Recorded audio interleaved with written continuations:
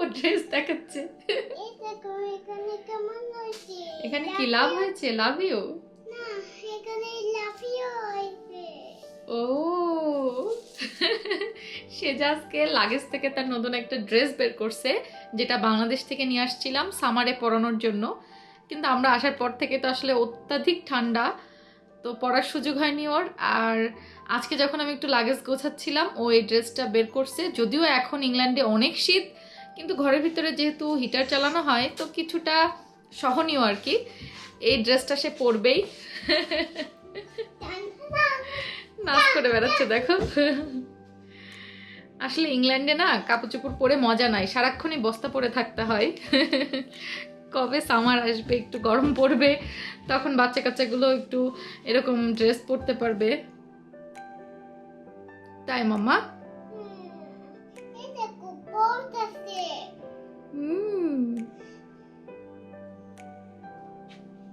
ও কিন্তু আজকে অনেক খুশি, বুঝছো, নতুন ড্রেস পরতে পেরে।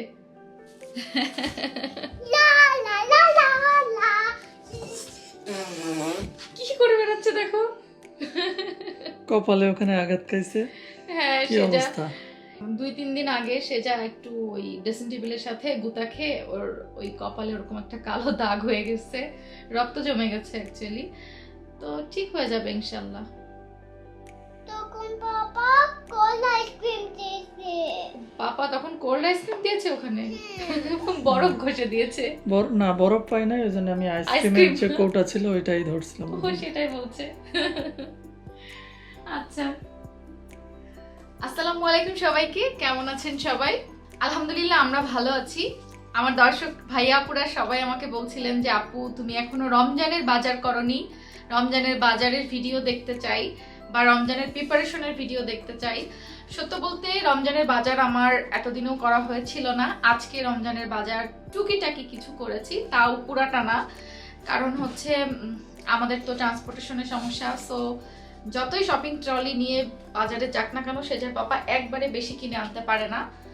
আর ট্যাক্সি দিয়ে আনলেও সেম হয়, একবারে বেশি বাজার করে আনাটা একটু টাফ হয়। যেহেতু সেজার জন্য আমি বাজারে যাই না, ওর পাপা হয়তো বা 1-1.5 সপ্তাহ বা 2 সপ্তাহ পর পর গিয়ে অল্প কিছু করে বাজার করে আনে। আর রমজানের এবার আমাদের তেমন কোনো প্রিপারেশন নাই।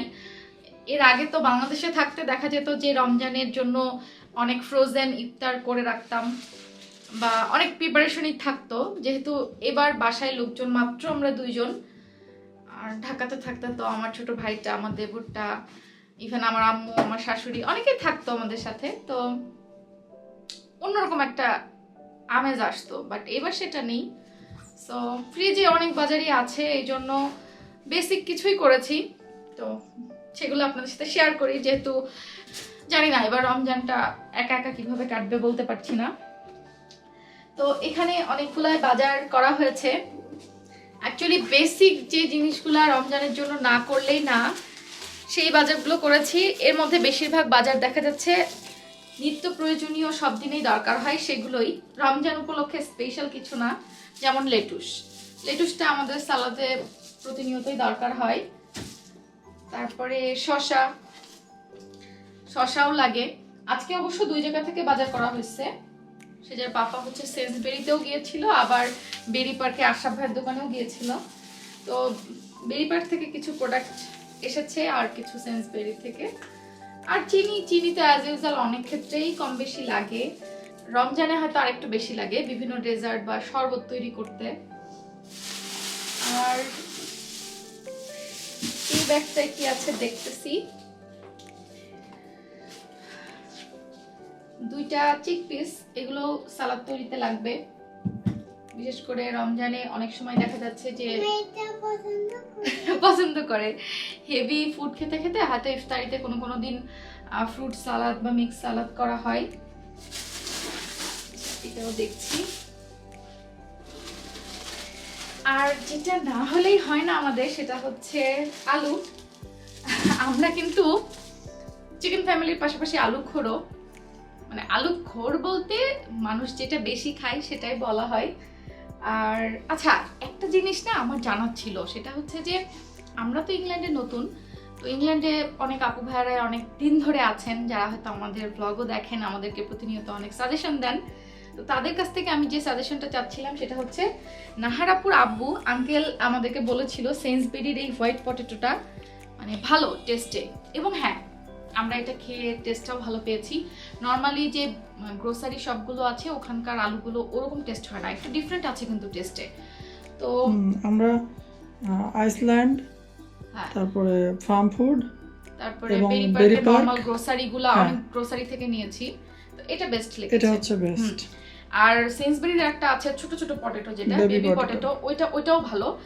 তো আপনাদের কার এক্সপিরিয়েন্স কি, এই পটেটো অন্য কোথাকার কোনো কিছু বেস্ট আছে কিনা আমাদেরকে একটু জানাবেন কাইন্ডলি, কারণ আলু নিয়ে আমরা খুব সমস্যায় থাকি।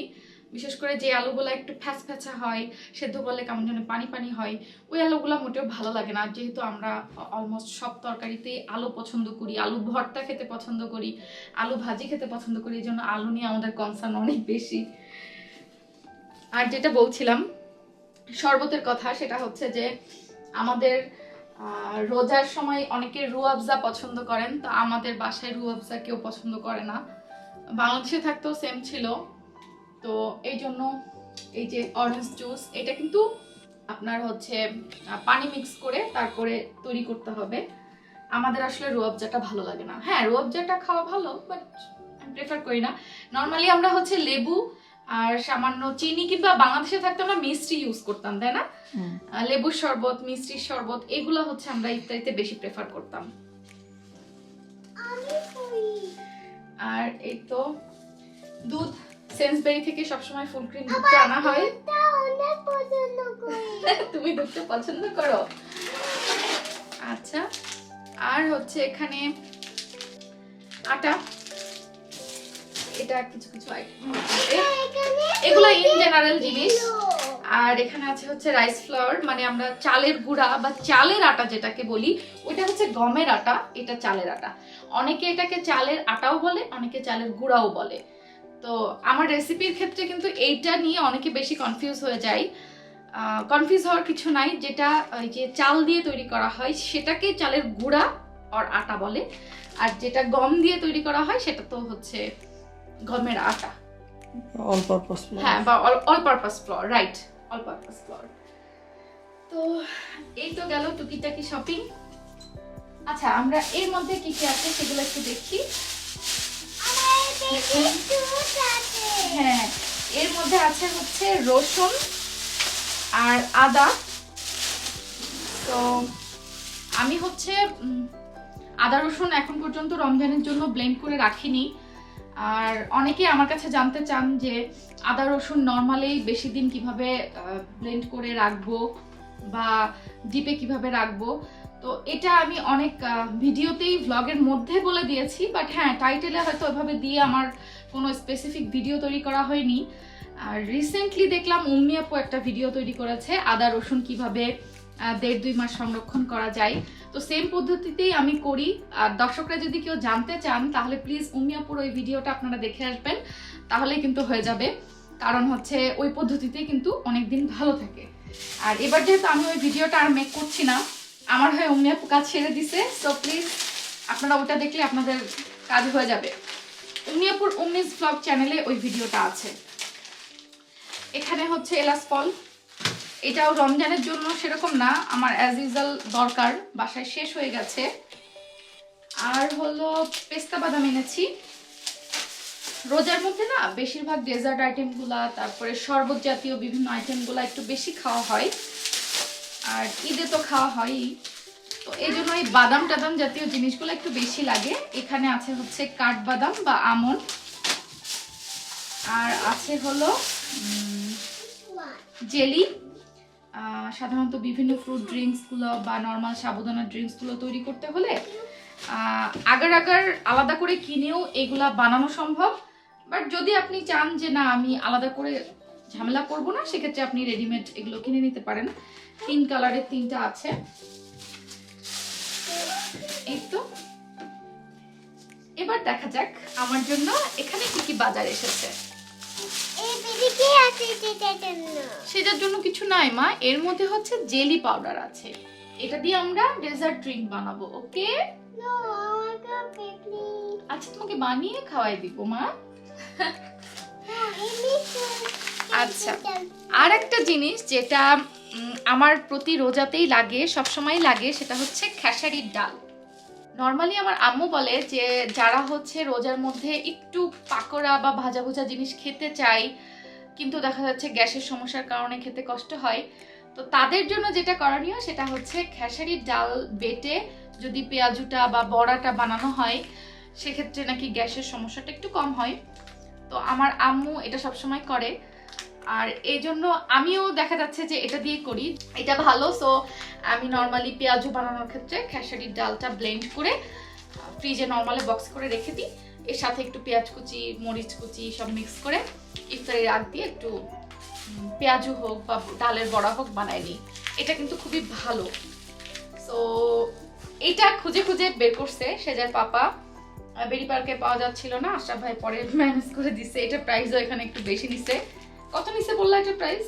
5 পাউন্ড। 1 কেজির দাম নিয়েছে হচ্ছে 5 পাউন্ড, যেটা অলমোস্ট 600 টাকার কাছাকাছি। সো এটা কিন্তু বাংলাদেশে মনে হয় 70-80 টাকা কেজি, হয়তো বা কিছু কম বেশি হতে পারে, বাট এখানে 600 টাকা কেজি নিয়েছে এই খেসারির 1 কেজি ডাল। তারপরেও খেতে হবে কারণ এটা পছন্দ।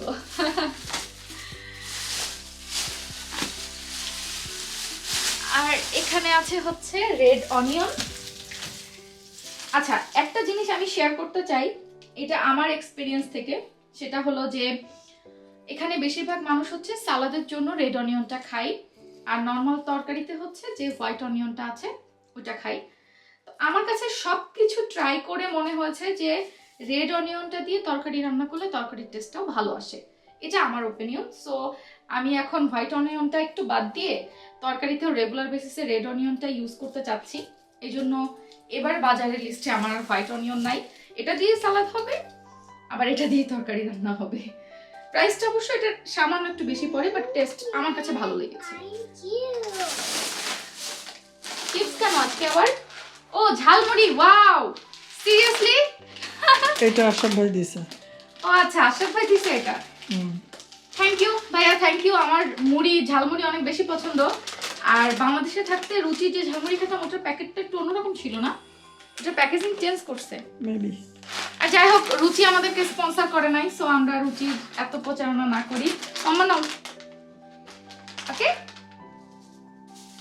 আচ্ছা, এবার এগুলোর মধ্যে কি কি আছে আমরা একটু দেখি। ফুল ক্রিম ডানো দুধ, এটা নর্মালি বিভিন্ন ডেজার্ট তৈরির জন্য বা অনেক সময় দেখা যাচ্ছে দুধ থাকে না, সো চা কফি খাওয়ার জন্য এটা এনেছিলাম।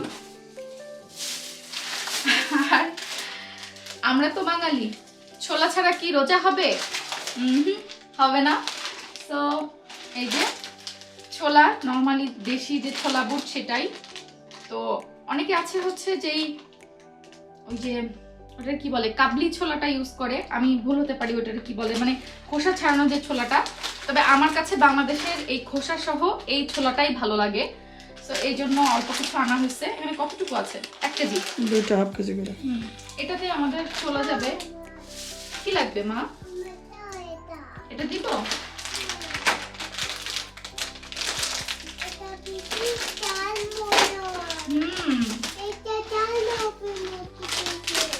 ভালো হবে। খুলতে পারছি না, এটা খুলে দাও।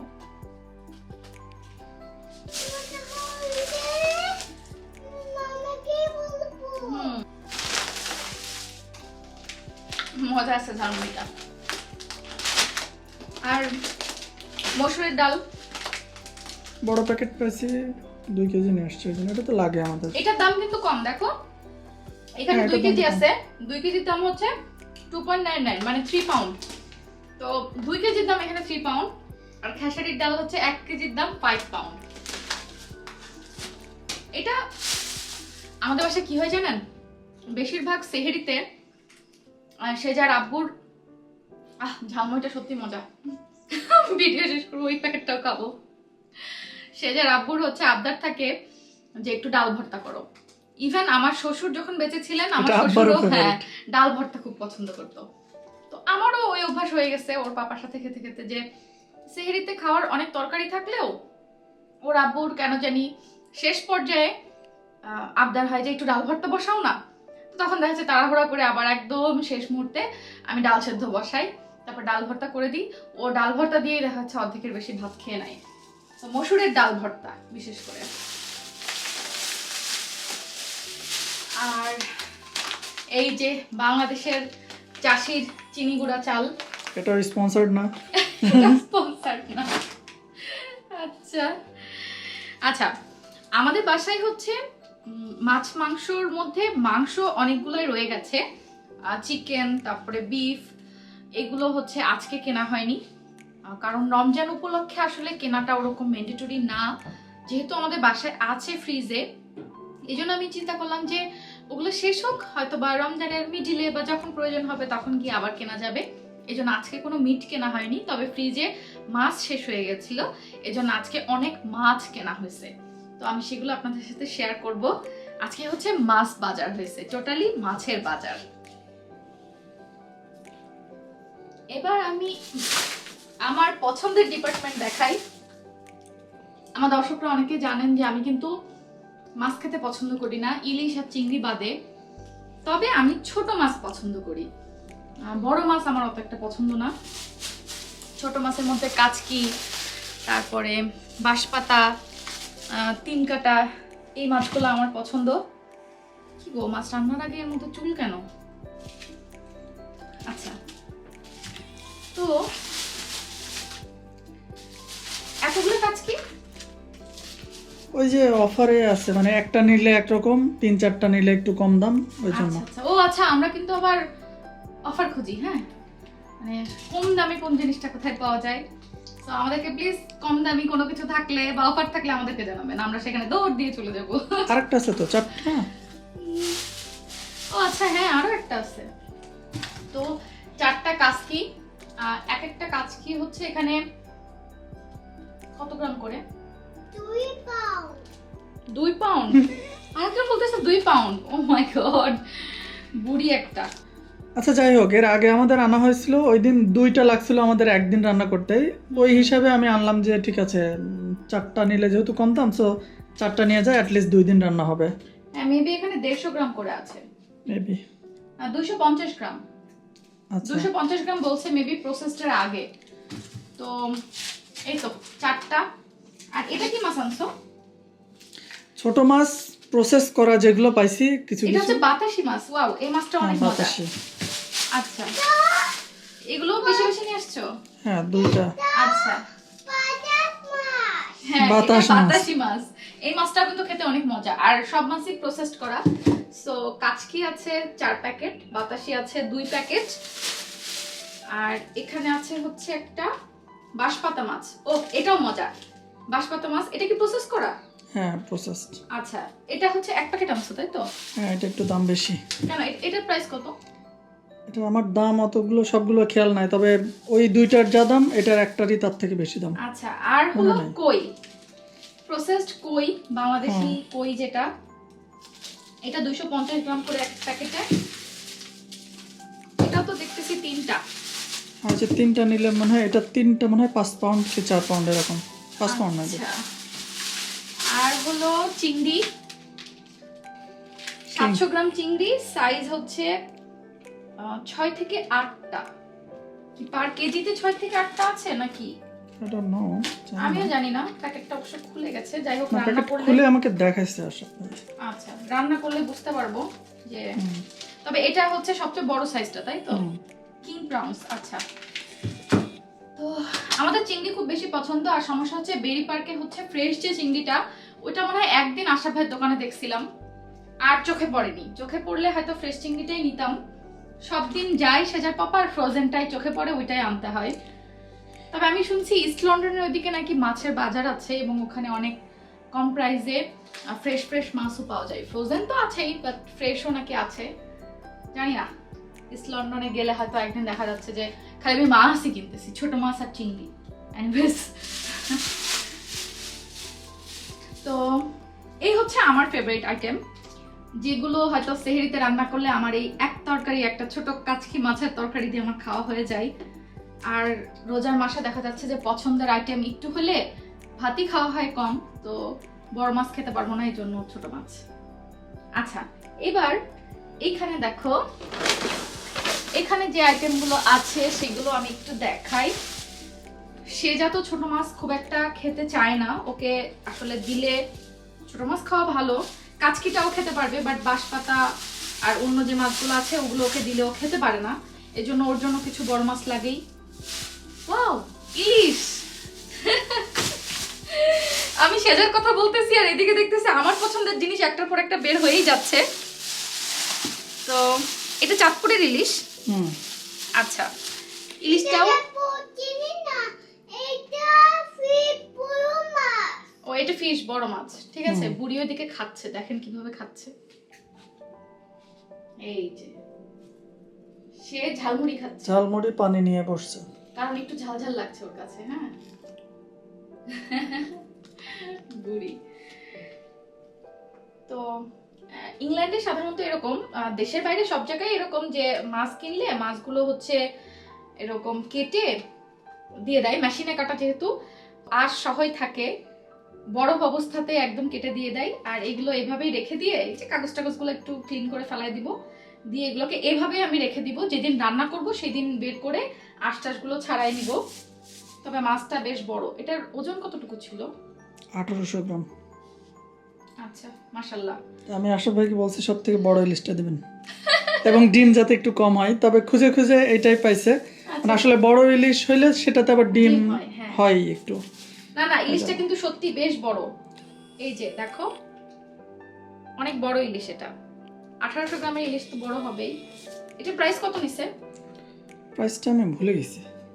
যাই হোক, আমি প্রাইসের কথা জিজ্ঞেস করছি কেন, কারণ হচ্ছে আমার অনেক দর্শকরা সবসময় বলেন যে আপু প্লিজ তুমি একটু যেই জিনিসই শপিং করো না কেন ওটার প্রাইস একটু বলে দিবা, এতে করে আমাদের আইডিয়া পেতে সুবিধা হবে, যারা দেশে থাকেন আর কি তাদের জন্য। তো বাংলায় টাকার হিসাবে বলতে বলেন অনেকে, আমার আসলে না সবসময় বাংলা টাকা কনভার্ট করে মনে থাকে না, তো এই জন্য আমি পাউন্ডেই বলে দিচ্ছি। আর বাংলা হিসাব তো ইজি, 115 থেকে 120 টাকার মধ্যে পড়ে 1 পাউন্ড। তো এই তো। আর এখানে কি আছে দেখাও, এখানে আছে হচ্ছে রুই মাছ। তো এখানে রুই মাছটাও সেম, ওরা হচ্ছে এভাবে ফ্রোজেন মাছ এই যে আঁশ সহই কেটে দিয়ে দেয়, আর বাসায় এভাবে এনে রেখে দিতে হবে, রান্না করার সময় জাস্ট ভিজায়ে আঁশগুলো তুলে ক্লিন করে রান্না করতে হবে। তবে তুমি পিসগুলো অনেক বড় বড় করে এনেছো। তাও তো হাফ করে দিয়েছে, অনেক তো হাফ করে না, পুরোটাই নিয়ে আসে। তো বটি দিয়ে যতটুকু হয়, আমি তো ওই পুরোটা খাবো, বাট তোমাদের জন্য আবার শর্ট করা না লাগে। না, আমি বড় মাছ দেখলে আমার ভয় লাগে সিরিয়াসলি। মানে এত বড় একটা পিস মাছ খেতে দিলে আমি পালাবো, দৌড়াই পালাবো। আমি পারলে মাছের সব থেকে খুঁজে খুঁজে ছোট পিসটা তুলে খাই, কারণ বড় মাছ আমার ভালো লাগে না এমনিতে, এই জন্য ছোট পিসই আমার জন্য যথেষ্ট। তো সে যা অবশ্য পছন্দ করে বড় মাছগুলো, ওকে মাছ ভেজে দিলে এমনিতেও খেয়ে নাই, ভাত লাগে না। সেজার পাপাও সেজার পাপাও তাই, যে ভাত লাগবে না, মাছ একবারে 2-3 পিস ভাজা মাছ খেয়ে উঠে চলে যাবে। আমার বড় ফিশ খেলে আমার দোয়া আর পালা পড়ে নাওছে, তখন আমার ভয় পায়, স্কেয়ার পাই, ভয় পাই না বাবা, তুমি তো ফিশ পছন্দ করো। ওই যে আমি বলছি না, ওইটা কেউ রিপিট করছে, আমি বলছি দৌড়ায় পালাবো বড় ফিশ দেখলে। ওরা বাপ বেটি দুজনাই মাছ পছন্দ করে, আমি করি না, সেটা আমার সমস্যা আর কি। মাছ খাওয়া ভালো।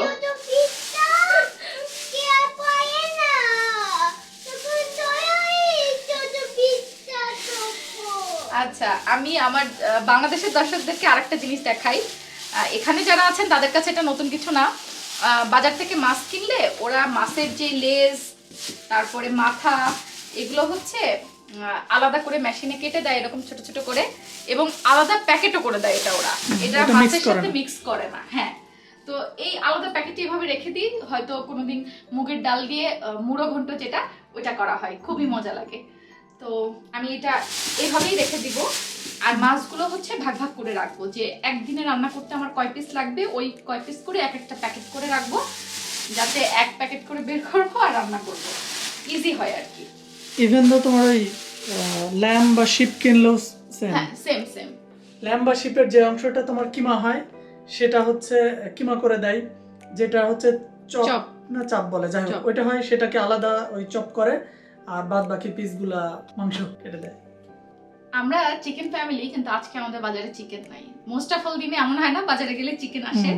তো আজকে সবজিও নাই বাজারে কোনো, কারণ হচ্ছে এত কিছু একবারে টেনে আনাটা ওর বাবার জন্য কষ্ট ছিল। আর সবজি ফ্রিজে এখনো কিছু আছে, তো এই জন্য ভাবলাম যে ওই সবজিগুলো শেষ হোক, না হলে আবার এগুলো নষ্ট হবে। আবার মিটও কিছু লাগবে, তো ফ্রিজে যেগুলো আছে ওগুলো শেষ হোক, হয়তো বা আরেকবার বাজারে আমাদের যাওয়া লাগতে পারে। আর মাছ যা আছে পর্যাপ্ত, এগুলো হয়তো ঈদের পর পর্যন্ত চলে যাবে। এই তো টুকিটাকি আমাদের রমজানের বাজার। আর কি, এদেশে তো আসলে খেজুর তো আগের দিনে নিয়ে আসছি। খেজুর আগের দিনে আনা হয়েছে, বাসায় আরো অনেক কিছু টুকিটাকি আছে রমজানের জন্য। কিন্তু অ্যাকচুয়ালি যদি আমি গুনে গুনে বাজার করতে যাই, মানে লিস্ট করে, তাহলে হয়তো আরো অনেক কিছুই আমার লাগবে বা লাগতো। তো আমি ওগুলো লিস্টে অ্যাড করিনি, কারণ হচ্ছে আমার অলরেডি ঘরে ওগুলো আছে। তো আমাদের প্ল্যান আছে যে মিডল রমজান না, হয়তো রমজানের শুরুতে আমরা আরেকবার বাজার করব, যেটা হয়তো ঈদ পর্যন্ত আমাদের চলে যাবে। এই তো। তুমি তো বেসনের কথা বলো না আমাকে, বেসন লাগবে না? কারণ বেসন অলরেডি আছে, আর রমজানে ভাজা পোড়াটা শুরুর দিকে আমাদের একটু খাওয়া হয়, যেটা সত্য, কারণ আমরা বাঙালি, ছোলা মুড়ি না খেলে ভালো লাগে না। তো মুড়ি নাই বাসায়। মুড়ি তো বলো নাই। আমি অবশ্য লিস্টে লিখতে ভুলে গেছি। যাই হোক, বেসন আছে, তুমি এরপরে একদিন গেলে মুড়ি এনো। কারণ হচ্ছে প্রথম কিছুদিন ছোলা মুড়ি একটু ভাজা পোড়া খাওয়া হয়, তারপরে রমজান যখন বাড়তে থাকে আস্তে আস্তে, তখন দেখা যাচ্ছে আমরা ভাজা পোড়াটা কমাই দিয়ে আমরা তখন হেলদি মেনুতে চলে যাই। তবে এবারও তার ব্যতিক্রম হবে না, চেষ্টা করব টুকিটাকি করার। দুইজনের জন্য আসলে ওইভাবে আমার করতে ইচ্ছা করবে না, যতটুকু যা হয়। আর বেশিরভাগ রমজানে আমার আম্মুকে দেখতাম, আম্মু ডালের বড়া বানাতো, আর সাথে হচ্ছে ভাত আর কোনো ভর্তা। হ্যাঁ, আর আমাদের বাসায় আর একটা জিনিস হতো, সেটা হচ্ছে কিছু কিছু রমজানে সবজি খিচুড়ি, একদম পাতলা করে ঝোল করে সবজি খিচুড়ি, সাথে হয়তো একটু চিকেন বা একটু বিফ, এগুলো কিছু দিয়ে একদম ঢালাও সবজি খিচুড়ি। তো ইফতারিটা আসলে আমাদের ওইভাবেই হয়, একটা মেনু দিয়েই হয়, সাথে শরবত বা ফ্রুটস এগুলো থাকে। ও আচ্ছা, আমার বাসায় কিছু ফ্রুটসও আছে, এজন্য আমি ফ্রুটস রাখিনি আমার বাজারের মেনুতে। তো আপনারা নিজেদের পছন্দ মতো বাজারের লিস্টটা করবেন, যে আপনাদের খাদ্য চাহিদা, খাদ্য অভ্যাসের উপরে কোন জিনিসগুলো দরকার।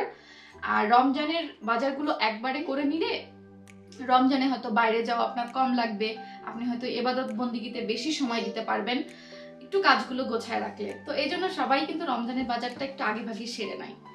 আর আমাদের তো বনবাসী জীবন চলছে, আর রমজানের মধ্যেও আমার ভার্সিটি মোটেও ছুটি দিচ্ছে না, কারণ এটা তো নন মুসলিম কান্ট্রি। এখানে ভার্সিটি ঈদের ছুটি দিবে বা রমজানের ছুটি দিবে এমনটা কল্পনা করা আসলে যায় না।